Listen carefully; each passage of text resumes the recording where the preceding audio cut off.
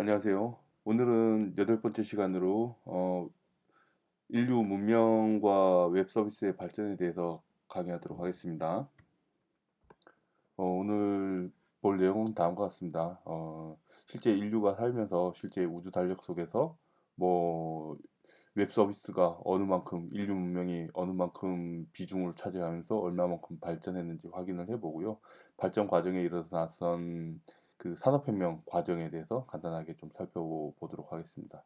그리고 이후의 소비의 변화라든지 아니면 소프트웨어의 중요성, 그다음에 이후에 우리가 가져야 될 가치관 등에 대해서 살펴보도록 하겠습니다. 이런 화면은 가끔 이제 다큐멘터리를 보면은 여러분들이 보실 수 있을 것 같은데요. 뭐 우주 달력이라고 해서 실제 우주 탄생, 즉 다시 말해서 빅뱅 많이 들어보셨죠? 빅뱅이 일어난 시점으로부터 시작을 해서 현재 오늘날까지를 뭐 그 1월 1일부터 12월 31일 마지막 날까지 이렇게 1년으로 표기를 한 그런 달력입니다. 그래서 실제 뭐 1월 1일 0시 0분 0초에 우주 탄생 빅뱅이 일어났다라고 하면은 그 이후에 뭐 인류가 등장한 시점은 12월 31일 10시 15분 뭐 비슷한 그 8시 10분 정도 이렇게 오후죠. 그것도 오전이 아니고 오후에 인류가 등장을 했습니다. 굉장히 우주 탄생으로부터 보면은 인류가 탄생한 시점은 얼마 되지 않습니다. 그 이후에 뭐 인류가 발전을 했고요. 지금 오늘에 이르기까지 있습니다. 그래서 오늘 현재 시점을 12월 31일 12시 뭐 0분 12시 11시 59분 59초 뭐 이렇게 생각을 하게 되면은 인류는 발현이 된지 어, 채 4시간, 5시간이 안 된 그런 시간 안에 지금 오늘날의 인류로 발전해서 우리가 이 지구를 지금 이렇게 이제 변화를 시키고 있습니다. 그런데 실제 그 인터넷 컴퓨터가 보급되기 시작하고 인터넷 서비스가 활성화되기 시작한 거는 지금 보면은 뭐 그 인류가 나타난 시점에서도 채 30년이 안 되는 그런 세월이죠. 그래서 어떻게 보면은 인터넷 서비스가 4차 산업혁명과 함께 시작된 거는 0.02초간 시작이 돼서 오늘에 이르고 있는데요. 그러나 이 30년간의 변화를 바라보게 되면은 우리 인간은 스마트폰과 함께 어마어마하게 빠르게 진행을 하고 있습니다. 그 속도가 지금 점점점 더 가속되고 있는 오늘의 현상들을 볼 수가 있는데요. 이런 것들을 이제 천문학적인 관점에서 보면은 그 속도를 가히 추정이 불가능할 정도로 빠른 속도로 우리가 변화를 하고 있다라는 것들을 지금 알 수가 있습니다. 그래서 그러한 뭐 4시간 인류 우주 달력으로 봤을 때 4시간 남짓 안 되는 인류 문명 속에서도 제 100년, 200년의 이제 산업혁명 이전의 세월들을 조금 살펴보게 되면요.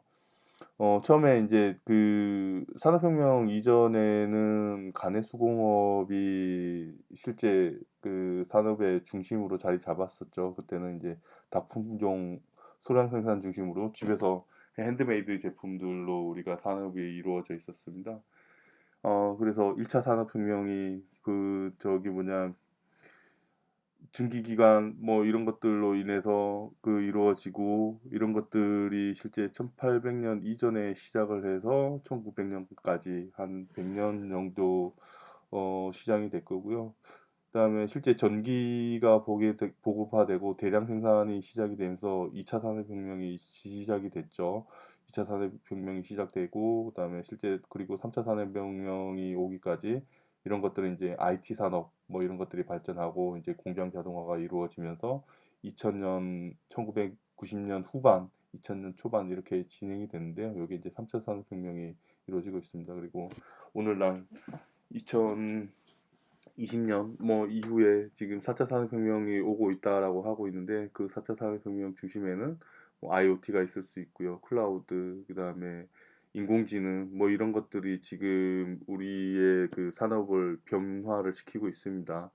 그래서 어 3차 산업혁명 시대에 그 우리가 정보에 기반한 IT 뭐 이런 것들이 그 주 산업의 주가 되고 2차 산업혁명은 기계화 뭐 이런 것들이 주가 된다면 4차 산업혁명은 정보보다는 지식 산업 뭐 이런 것들에 대해서 이제 더 가치를 두고 있다라고 이렇게 얘기를 하고 있습니다. 그래서 뭐 보시면은 이제 4차 산업혁명에는 3D 프린터, 그다음에 소셜 클라우드, 사물 지능화, IoT 뭐 이런 것들이죠. 그다음에 인공지능, 친환경 에너지 뭐 이런 것들이 이제 주요 핵심 자원이 돼서 진행이 되고 있습니다. 여기도 가만히 보게 되면은 이런 일들이 변화하게 된 이유들은 가만히 보면 이제 그 실제 4차 산업혁명 이후의 산업은 다시 다품종 소량 생산으로 접어들게 됐습니다. 물론 이제 그 핸드메이드에 의한 그런 제품이라기보다는 지식 정보와 그다음에 자동화에 기반을 둔 그런 산업 발전에 의한 다품종 소량 생산인 거죠. 요게 이제 그 초기의 산업과 굉장히 닮아 있는 그런 그 유형들을 우리가 확인할 수가 있습니다.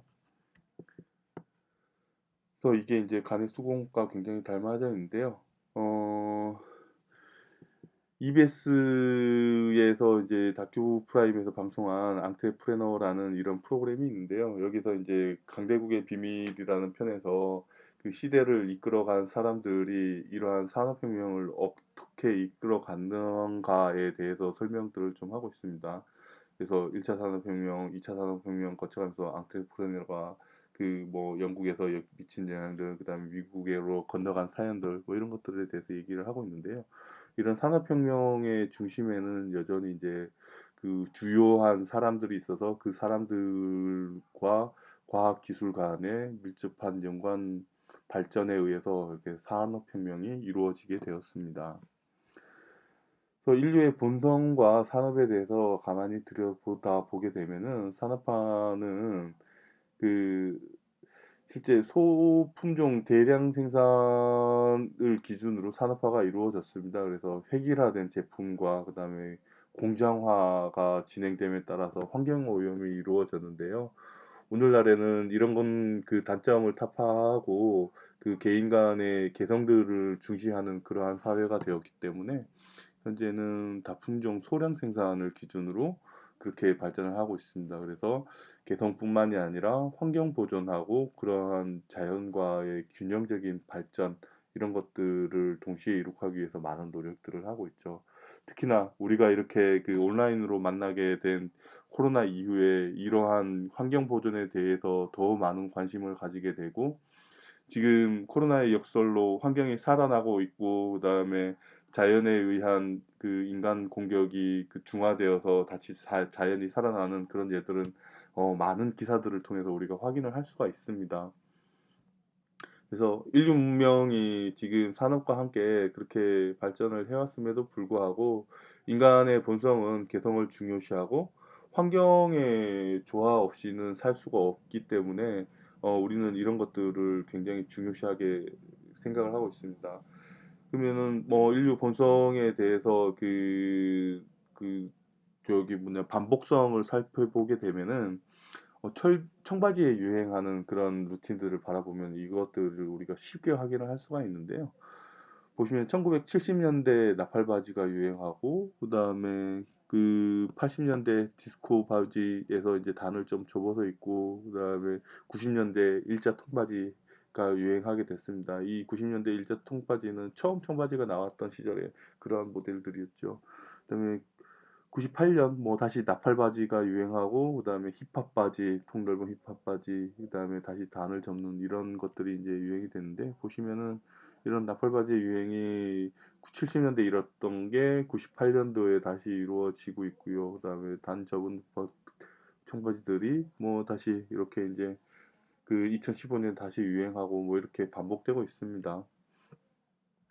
그래서 인류의 본성은 돌고 도는 것인가 뭐 이런 것에 대한 고찰들이 좀 필요한데 가만히 살펴보게 되면은 뭐 이 화면들을 우리가 봤죠. 인류의 본성이 아니고 이거는 우주의 본성이고 자연의 법칙이 아닌가라는 생각이 좀 듭니다. 무한히 반복되는 그러한 과정 속에서 우리가 그 자연 환경 내지는 그 이러한 우주의 그 규칙성이 반복되면서 그 구성되고 있기 때문에 우리는 이러한 반복 속에서 그 실제 환경을 만들어가고 우리가 가지고 있는 특성들, 내재된 특성들이 발현이 된 것이 아닌가라는 이제 생각을 좀 하게 됩니다. 그래서 이러한 환경 속에서 우리가 그 삶을 계속 영위를 하면서 그렇게 살고 있었는데요. 이러한 삶 속에는 뭐 산업혁명의 중요한 가치는 여전히 이제 인류가 살면서 어떤 인류가 만든 제품을 생산하고 생산된 제품 자체를 이제 소비하고 뭐 이러한 과정 속에서 그 발전을 해 왔기 때문에 우리는 그 생산 자체보다도 소비의 변화를 바라봄으로써 그 특징들의 변화를 조금 더 쉽게 살펴볼 수가 있습니다. 그래서 보시면은 그 유통산업의 발전이 지금 어 그 유통 1.0부터 유통 4.0 이렇게 정리를 좀 해 놓으신 분들이 계신데요. 뭐 이런 것들은 이제 그 정리하는 분들에 따라서 약간 그 다른 방식으로 정리를 할 수도 있습니다. 하지만 뭐 우리가 이제 그냥 어 참고 용도로 이런 구조를 좀 살펴보게 되면은 1.0 시절에는 그 산업혁명 이전 시절이죠. 그 직거래가 그 대부분이었고 물물 교환을 통해서 거래를 진행하였습니다. 그래서 생산자가 소비자가 되기도 또 하고 본인이 직접 생산한 물건을 다시 이제 다른 사람이 생산한 물건으로 교환해서 그렇게 이제 인류의 삶이 영위가 됐죠. 이런 것들이 실제 그 유통 2.0의 오프라인 유통이 발전하고 시장 유통, 유통 업체들이 발전하면서 실제 시장이라는 개념들이 좀 생겨나게 됐죠. 그래서 뭐 이런 것들은 산업혁명 전후로 해서 이전에도 물론 시장이 발전을 했었죠. 거기서 이제 뭐그 유통에 대한 그 비용, 그다음에 뭐 이런 것들이 그 절감하게 되고 본격적으로 산업혁명이 이루어지면서 생산자하고 소비자가 이렇게 달라지게 되는 그러한 특징들을 보이게 됐습니다. 그래서 유통 1.0 직거래 시절에는 본인이 곧 생산자이자 본인이 다른 제품의 소비자 뭐 이런 경우도 좀 살았었는데요. 우리는 그 실제 오늘날도 바라보게 되면은 돈이라는 가치, 화폐라는 가치가 생겨나게 되면서 어떤 우리의 노력이 화폐를 통해서 그 우리의 노력에 대한 결과를 획득을 하게 되고 이렇게 생성된 화폐를 통해서 그 제품을 구매하게 되는데요. 이 제품 자체는 이제 공장에서 생산된 그런 제품들을 구매를 하게 되죠. 그래서 실제 소비자하고 생산자가 달라지는 이러한 결과가 이제 나타나게 되는데요. 이것들이 실제 그 유통 3.0의 온라인 모바일 세계로 오게 되면서 이 시장의 개념이 무너지기 시작하였습니다. 그래서 온라인을 통해서 상품을 거래를 하고 서비스를 받는 그러한 현상들을 우리가 이제 그 겪게 되었죠. 그래서 사실 저기 뭐냐 지난달간에 살펴본 그런 음식 배달 서비스 뭐 이런 것들도 사실 유통 3.0 시절에 와서 우리가 온라인이 어떻게 발전되었나라고 생각해 보는 굉장히 중요한 그 전 단서를 제공하고 있었죠. 그래서 우리 언제 어디서든 시장을 방문하지 않고 아니면 뭐 상점이나 가게, 뭐 슈퍼마켓을 방문하지 않고 상품을 구매를 하고 그런 것들이 우리가 배달되는 그런 과정 속에서 우리가 그 살고 있는데요. 이러한 과정들은 유통 3.0에서 그 시공간의 한계를 극복한 그러한 예라고 우리가 이제 설명을 좀 할 수가 있습니다. 그러면은 다음 세대는 뭐 어떻게 되는가 이런 것들을 살펴보게 되면은 아직은 요게 이제 유통 4.0이 도래했다라고 이제 보기는 조금 어려운데요. 뭐 이 유통 4.0 시절에서는 뭐 물론 이제 3.0 시절에서도 플랫폼 사업자들이 등장을 했지만 4.0 시절에는 모든 그러한 그 구조 자체, 그러니까 유통 3.0 시절에는 유통 자체에 대한 플랫폼이 이루어졌다라면은 유통 4.0 시절에는 생산, 유통, 소비 자체가 모두 다 플랫폼화되어서 이루어지는 그러한 세상을 우리가 바라보고 있습니다. 그래서 뭐 예를 들면은 뭐 우리도 지금 많이 사용하고 있는 옥션이나 뭐 이런 것들을 보면은 그 플랫폼 쿠팡이나 옥션 같은 그런 사업자들은 그 유통을 할 수 있는 플랫폼을 제공하고 그 판매자와 소비자가 그 양측이 만나서 그 옥션이나 쿠팡이라는 그런 유통 플랫폼 안에서 어떤 거래가 이루어지는 그러한 과정이 우리가 유통 3.0에서 바라볼 수 있다라고 하면은 유통 4.0 시절에서는 3.0 시절에서 바라볼 수 없는 그런 생산 자체에서도 소비자가 관여하게 되고 그다음에 그렇게 관여된 제품들이 다시 생산하고 생산된 제품을 다시 플랫폼을 통해서 판매되고 뭐 이것들이 이제 그 무한 반복되는 그러한 과정 속에서 우리가 유통 4.0의 플랫폼이라고 이제 말씀을 드릴 수가 있겠습니다. 그래서 이러한 산업, 유통 산업에서는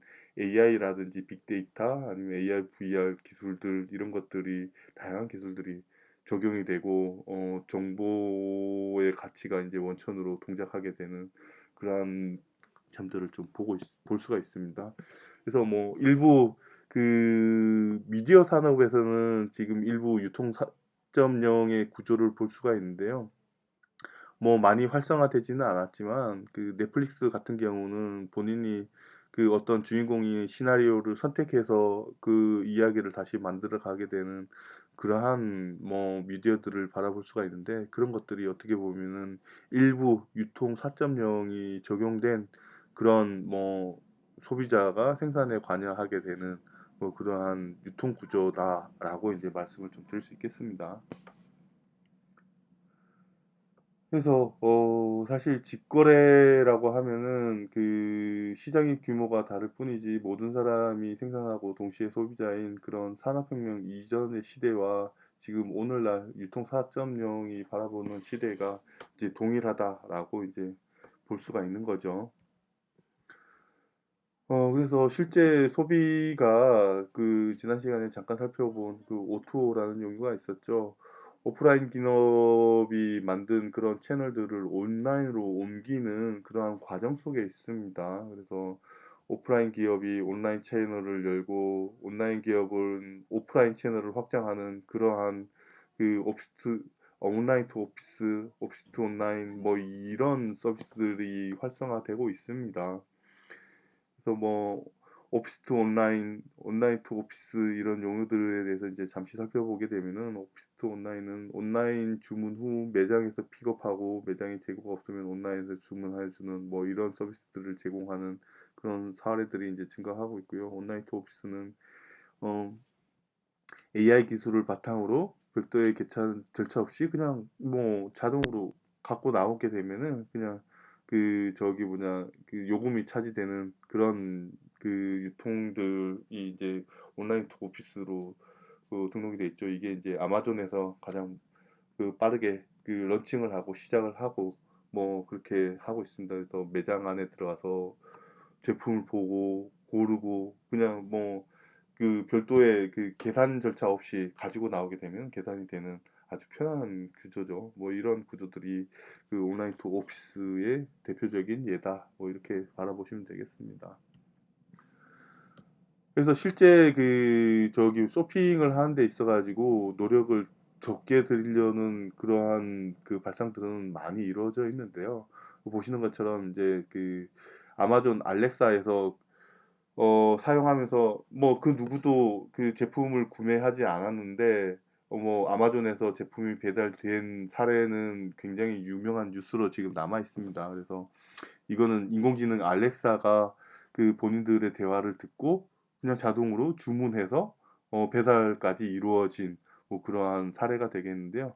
그래서 인공지능 쇼핑 비서들이 상용화 되면서 이러한 그 AI라든지 아니면 빅데이터를 중심으로 그 쇼핑에 접목하려는 그런 노력들이 굉장히 크게 증가를 하고 있습니다. 그리고 AI라든지 IoT를 바탕으로 사물이 저기 제품에 대해서 자동 주문하는 그러한 가전제품이 상용화되고 있죠. 뭐 프린터 저기 카탈리지가 없으면은 자동으로 주문한다든지, 뭐 물이 이제 없으면은 자동 주문한다든지, 뭐 이런 제품들은 IoT하고 인공지능의 기술이 접목이 돼서 그렇게 제품화가 된 그러한 예가 될 거고요. 그다음에 AR, VR 같은 경우도 실제 저기 소풍에 많이 활용되고 있습니다. 그래서 알리바바라든지 이런 곳에서는 실제 가상환경 속에서 쇼핑을 이루어지는 경우도 있고요. 그다음에 이케아 같은 경우는 그 제품을 내가 사고, 그다음에 내가 어떤 방에 진열을 했을 때 어떤 모양인가라는 것들을 이제 그 확인하기 위해서 AR을 사용하기도 합니다. 그래서 어떤 공간에 뭐 A라는 소파가 진열되면 어떻게 이제 배치가 될까, 이런 것들이 눈으로 직접 볼 수가 있는 거죠. 그 뭐 스마트 미러 뭐 이런 것들도 그 현재 개발되고 있어서 내가 이 옷을 입었을 때 갈아입지 않아도 어떻게 보여질 것인가에 대해서 스마트 미러를 통해서 볼 수 있는, 뭐 이러한 그 변화들이 우리 일상에서 볼 수가 있는 거죠. 그러면은 이러한 변화들을 가져온 데는 그 실제 인류가 이렇게 발전을 해 오면서 그 기록 문화, 아니면은 우리가 이제 이러한 문명을 사용하게 된 가치들을 어떻게 저장하느냐, 어떻게 이용하느냐에 따라서 굉장히 달라지게 되었습니다. 즉 다시 말해서 그전에는 우리가 그 사람을 만나서 이야기를 하지 않으면은 커뮤니케이션이 불가능했지만, 지금은 스마트폰이나 아니면은 전 세계 어느 곳을 통해서도 우리가 어떤 기록이라든지 가치를 눈으로 보고 재현하고 확인을 할 수가 있는데요. 그러한 절차들이 이렇게 이제 복잡한 과정을 통해서 발전을 하게 됐습니다. 그렇지만 뭐 보시면 선사시대 때 그 각골 문자가 탄생하고, 그다음에 뭐 저기 뭐냐 그 필름이 발전을 하고, 뭐 이런 종이 문명 뭐 이런 것들이 발전한 이후에 실제 1900 이게 선사시대부터 1950년까지 이뤄놓은 발전을 1980년대부터 오늘날까지는 어마어마하게 많은 발전들이 일어났죠. 이런 미디어들에 대해서는 뭐 어떻게 보면 상세하게 그 다음 시간에 다다음 시간이나 이렇게 바라볼 그때가 있으니까 조금 더 자세하게 설명을 좀 드리겠습니다. 그래서 이런 것들이 실제 오늘날에는 뭐 그 유튜브라는 유통 채널을 통해서 언제 어디서나 어떠한 콘텐츠더라도 우리가 그 영위를 할 수가 있기 때문에, 이런 기록 매체의 발전에 따라서 우리가 유통 구조도 병행해서 발전을 했다라고 볼 수가 있습니다. 그래서 기록 매체가 기억을 대변하고, 기술이 기억을 공유를 하게 더 잘할 수 있는 방법으로 더 빠르게 발전함으로 인해 가지고 우리가 그러한 기록들을 가지고 어떤 제품의 상태, 그다음에 이후 내가 활용했을 때의 역할, 뭐 이런 것들을 좀 더 잘 확인할 수가 있는 것이죠.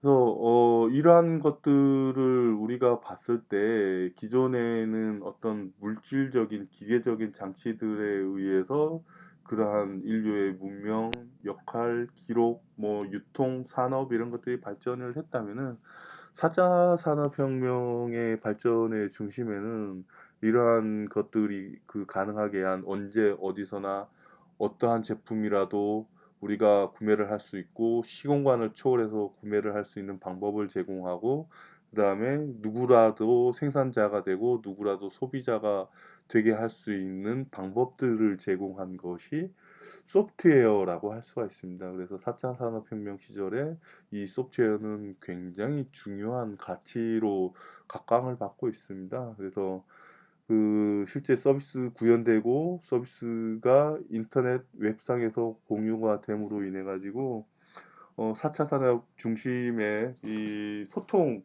하기 위한 도구로서 소프트웨어 가치가 증가를 하고 있습니다. 즉 다시 말해서 소통은 기존에 그 우리가 산업혁명 이전에는 소통을 위해서 사람과 사람이 만나서야만 소통을 가능하게 그러한 방법으로만 소통이 가능했는데, 지금 오늘날에는 사람과 머신이 소통을 하고 그 머신이 다시 사람과 소통을 함으로써 사람과 사람 간의 소통이 이루어지게 하는 그러한 구조를 가지고 있습니다. 그래서 이러한 소통의 혁명에는 소프트웨어가 굉장히 큰 역할을 했다라고 볼 수가 있습니다. 그러면은 실제 그 산업혁명 패러다임에서 어떠한 소프트웨어가 어떠한 가치를 가지는지 뭐 간단하게 동영상을 통해서 좀 살펴보도록 하겠습니다. 한번 보시죠. 2017년 세계 기업 가치에서 상위 5위를 차지한 건 미국 IT 기업들입니다. 인공지능과 빅데이터에서 우위를 선점한 이들의 기업 가치는 천정부지로 치솟고 있죠.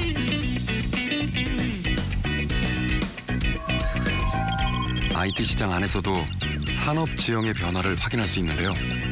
2013년 이미 소프트웨어의 비중이 하드웨어를 넘어섰습니다.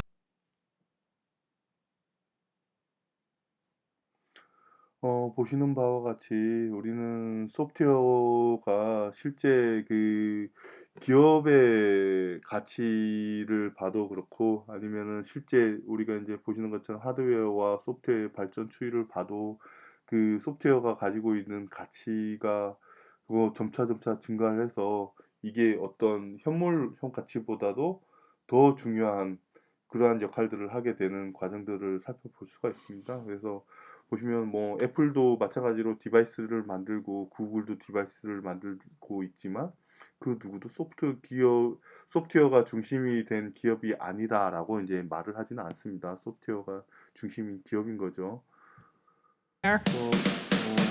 이제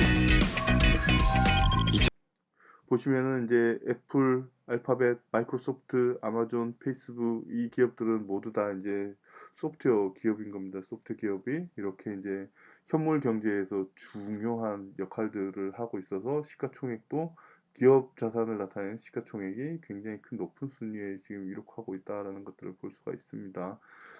그래서 뭐 그 소프트웨어 가치를 바라보게 되면은 우리가 현물 그 산업의 가장 대표적인 주자가 사실은 그 자동차로 오늘날에는 대변되고 있습니다. 자동차라고 하면은 오늘날의 산업에서는 굉장히 중요한 그 가치를 가지고 있는데요.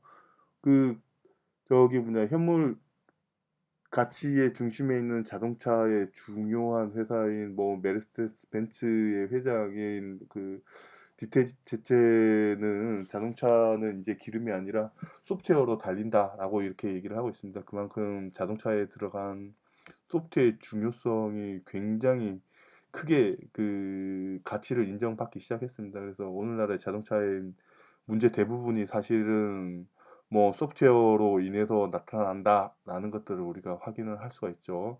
뭐 그 기업을 폄하를 하는 것은 아니지만 그 전에 이제 일부 나타났던 디젤 게이트 뭐 이런 것들도 사실은 소프트웨어로 인해서 조절이 되었던 거고 그다음에 그 이후에 뭐 소프트웨어로 인해서 나타나는 급발진 문제라든지 이런 것들이 사실은 그 자동차에서 소프트웨어가 차지하는 비중이 점차 증가를 하고 있고 그다음에 그것들에 대한 품질 문제가 끊임없이 대두되고 있다라는 것들이 이제 대변되고 있다라고 할 수가 있습니다.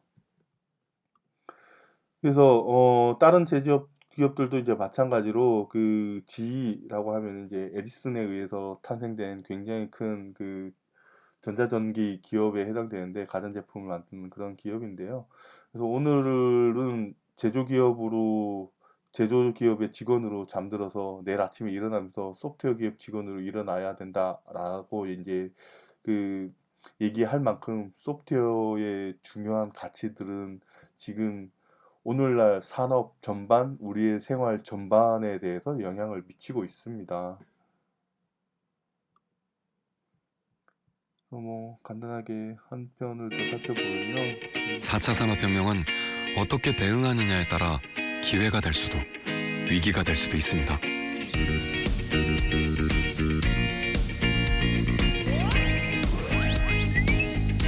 당장 3년 안에 사무, 제조 등에서 710만 개의 일자리가 사라지고 컴퓨터, 수학과 같은 직군에서 200만 개의 일자리가 생겨날 것으로 전망하고 있습니다.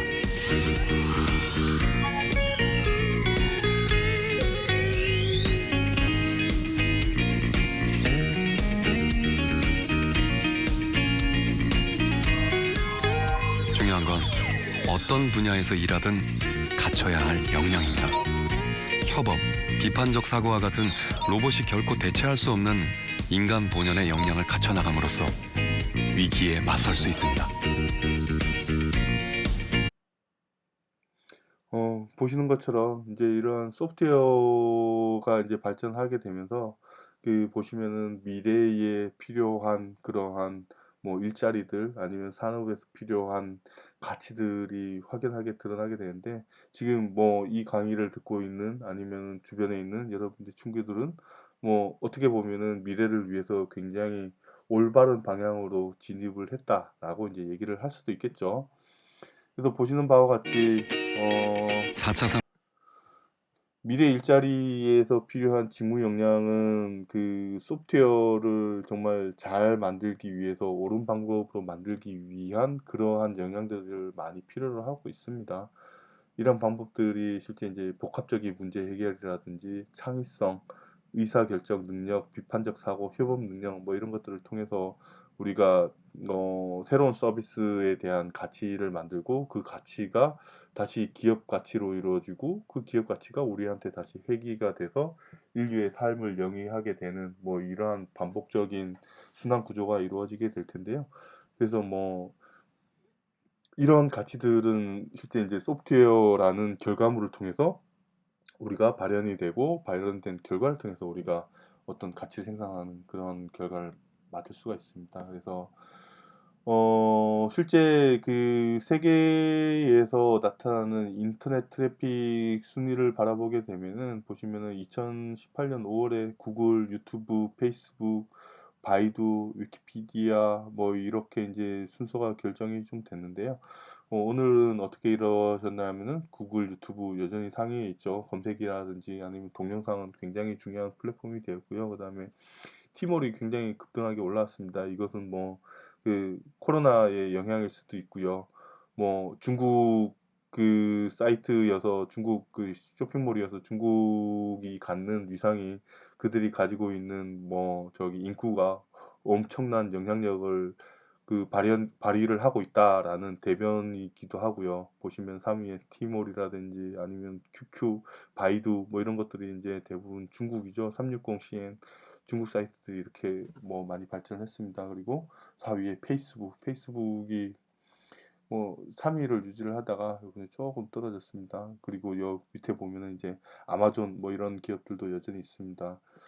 그래서 인터넷 트래픽을 살펴보게 되면은 중요한 그러한 검색 사이트, 저기 트래픽을 유발하는 그런 사이트들은 대부분 검색이라든지 동영상이라든지 SNS, 백과사전, 온라인 스토어 뭐 이러한 웹 서비스가 이제 주요한 트래픽을 양산하게 됐습니다. 그래서 이러한 트래픽을 양산하는 것 자체가 어떤 실물 경제, 즉 다시 말해서 기업의 가치를 만들고, 그 기업의 가치가 지금 서두에서 말씀드렸던 그러한 세계 기업 가치의 탑 랭킹을 유지를 하고 있는 그런 결과를 지금 낳고 있습니다. 그래서 우리는 지금 오늘날 뭐 3차 산업혁명과 4차 산업혁명 그 중간 어디쯤 있지만, 벌써 4차 산업혁명을 진입하기 위한 중요한 환경이라든지 아니면은 우리의 일상생활이 변경되고 있다라는 것들을 이제 확인을 할 수가 있는 거죠.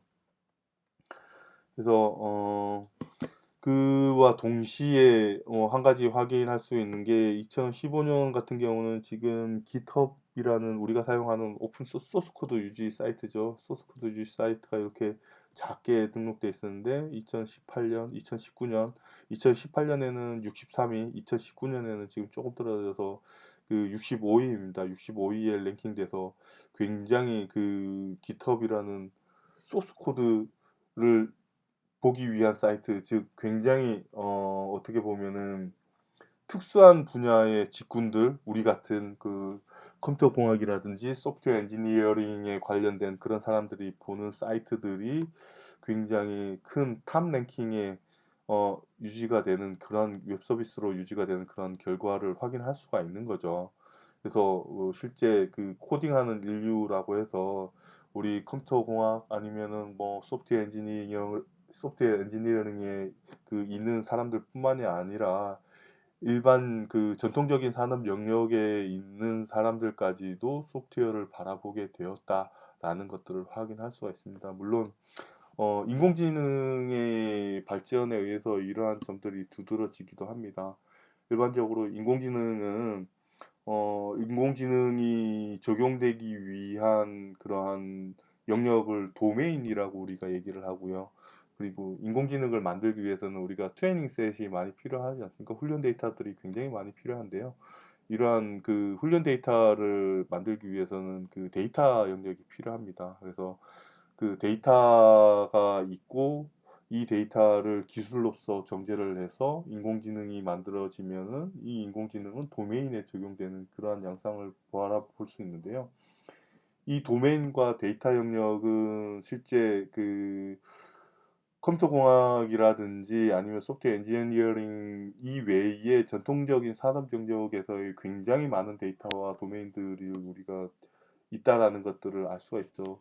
그래서 그들의 영역에 있는 사람들이 그들의 영역에서 인공지능을 적용하기 위해서 소프트웨어를 굉장히 많이 바라보고 있습니다. 그래서 소프트웨어 관심이 증가를 하고 있습니다. 그렇기 때문에 이런 이제 깃허브이라든지 우리가 관리하는 이런 사이트들이 굉장히 약진을 하게 된 것이고요. 그래서 뭐 실제 이제 그 인류 자체가 이제 코딩하는 인류라고 해서 코딩을 하지 않으면은 살 수가 없는 그러한 그 문화로 발전을 하고 있다라고 이제 이렇게 많은 분들이 얘기를 하고 있습니다. 그래서 뭐 코딩이라는 것들을 이렇게 바라보게 되면은 코딩은 그렇게 어려운 게 아니고요. 우리가 그 스마트폰을 지금 다들 사용하고 계시잖아요. 스마트폰을 사용할 때 스마트폰에 잠금 장치가 있으면 잠금 장치를 열고 그다음에 우리가 원하는 스마트폰 내의 어플리케이션을 선택한 다음에 그다음에 그 어플리케이션에서 원하는 동작을 진행하는 과정 그 전체가 사실은 코딩에 해당하는 것들입니다. 우리가 뭐 타이핑을 해서 뭐 파이썬이라든지 시언어라든지 자바 뭐 이런 것들만 사용해서 그 코딩을 하는 것이 아닐 거고요. 논리적인 절차로 이루어지는 과정 모두를 우리는 코딩이라고 할 수 있는데요. 그러한 것들이 사실은 이제 이 스마트폰으로 크게 대변이 될 수가 있습니다. 그래서 이 오늘날의 인류는 이제 코딩을 할 수가 없으면은 쇼핑을 하지도 못하고 어떤 커뮤니케이션을 하지 못하고 뭐 일상생활을 유지하지 못하는 그러한 단계가 점차 진행이 되고 있지 않나라는 생각을 좀 하고 있습니다. 그래서 뭐 지금까지 뭐 두서없이 이러한 것들 저러한 것들을 많이 살펴보았는데요. 뭐 중요한 점들은 우리가 그 이러한 환경 속에서 말씀드린 것처럼 그 소프트웨어 가치 뭐 이런 것들이 산업혁명을 통해서 굉장히 중요하게 그 큰 역할을 하고 있다.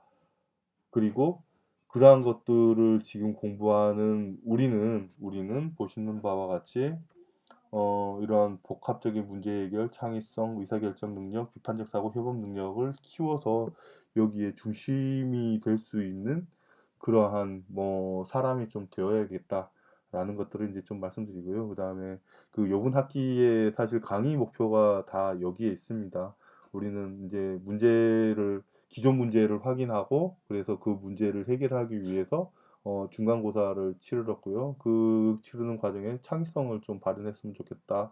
그다음에 이것들을 이제 구현하기 위한 의사결정 능력, 그다음에 실제 그 문제가 문제점인지 확인하기 위한 비판적인 사고, 뭐 이런 것들을 이제 확인할 그 나머지 이제 한 학기 동안 계속 진행을 해 나갈 예정입니다. 그리고 이제 협업 능력 뭐 이런 것들이 사실은 지금 온라인 수업을 통해서 굉장히 이제 약하게 진행을 하고 있는데 이러한 부분들은 일단은 뭐 깃허브이라는 사이트를 통해서 우리가 형성 관리를 진행하게 되면은 협업할 수 있는 그런 기초적인 단계에 진입을 했다라고 할 수가 있습니다. 그리고 좀 더 잘 협업을 할 수 있기 위해서 깃허브를 우리가 어떻게 더 유용하게 써야 되는지 이런 것들은 실습을 통해서 한번 더 살펴보도록 하겠습니다.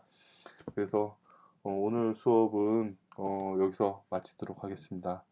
고맙습니다. 수고하셨습니다.